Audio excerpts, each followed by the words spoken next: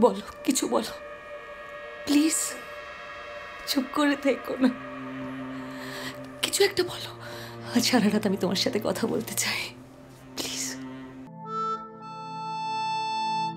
আমার কণ্ঠটা কতটা গুরুত্বপূর্ণ সেটা আমি প্রথম জানতে পেরেছিলাম 2010-এ, যখন আমি প্রথম বলে উঠেছিলাম আমাকে আমার মতো থাকতে দাও। বিষয়টা ভাবতেই খুব ভয়ঙ্কর লাগছে যে কাল থেকে কথা বলতে পারবো না। এটা সত্যি যার জীবনে ঘটবে ভয়ঙ্কর একটা কাণ্ড। পার্মানেন্টলি লুজ করার কথা আমি সত্যি ভাবতে পারি না।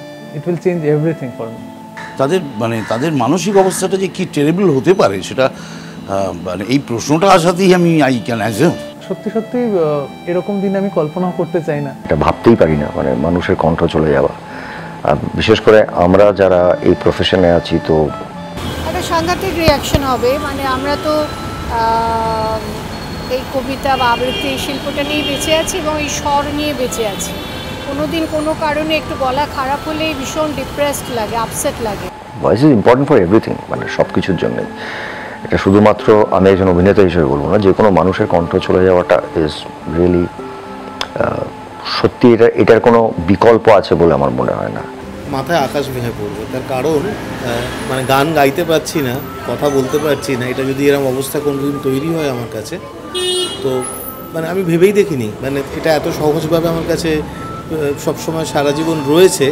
তো এই সম্পদটা আমি হারালে আমি কী করবো আমি জানি না, হয়তো পাগলই হয়ে যাবো। নিশ্চয়ই খুব সুখের নয়, অস্থির লাগবে।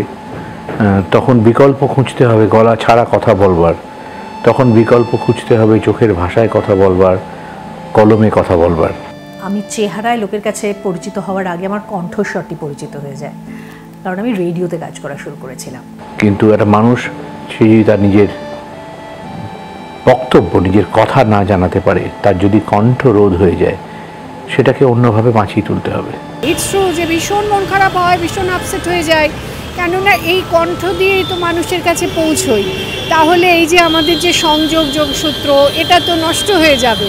সেটা একটা খুবই কষ্টকর ব্যাপার।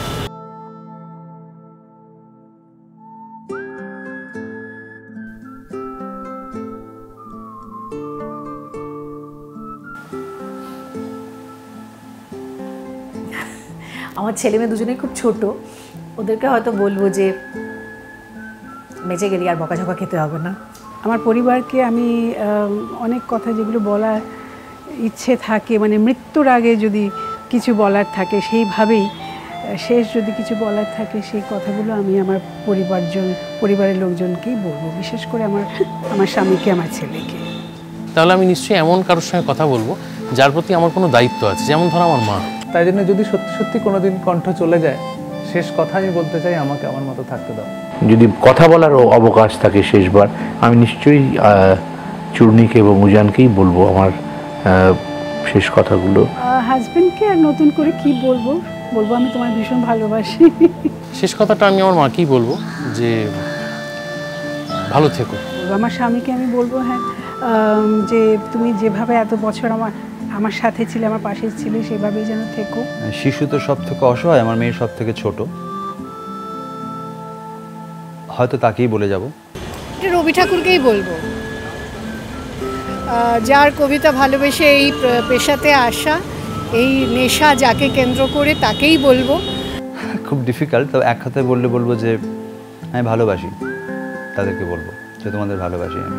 কিছুরই শেষ নাই যে তো শেষ কথা বলার কেউ নেই, তার কাছেই শেষ কথাটা এইটাই বলবো, তার কথা তাকেই ফিরিয়ে দেবো। মানুষের শেষ মেসেজ একটাই হয়, সেটা যে মা বলে ডাকে। সেটা মাকে সত্যি সত্যি ডাকে, কিছুটা ব্যথা পেলেও ডাকে, দেখবে আনন্দ হলেও ডাকে। ওই একটাই আওয়াজ ফাইনালি মানুষ বলতে পারে, আর কিছু বলতে পারে না। নিঃসন্দেহে আমার ছেলেকে, কারণ আমার অনেক কিছু বলার আরও থাকতে পারে, যেটা হয়তো আমি বলে উঠতে পারলাম না। চেষ্টা করবো তার ইম্পর্টেন্ট কথাগুলো ছেলেকে বলে যাওয়ার, যাতে ও আমার এই ভয়েসটা, আমার বদলে এই ভয়েসটা নিয়ে সেই কথাগুলো সঠিকভাবে প্রয়োগ করতে পারে। এবং বলবো যে আমি তোমাদের ভালোবাসি এবং তোমাদের জীবনযাপনটা যেন আমার কণ্ঠ হয়ে ওঠে, আমার কণ্ঠস্বর হয়ে ওঠে। আমার দুঃখের দিন তথাগত, আমার সুখের দিন ভাসমান, এমন বৃষ্টির দিন পথে পথে, আমার মৃত্যুর দিন মনে পড়ে। আবার সুখের মাঠ জল ভরা, আবার দুঃখের ধান ভরে যায়। এমন বৃষ্টির দিন মনে পড়ে আমার জন্মের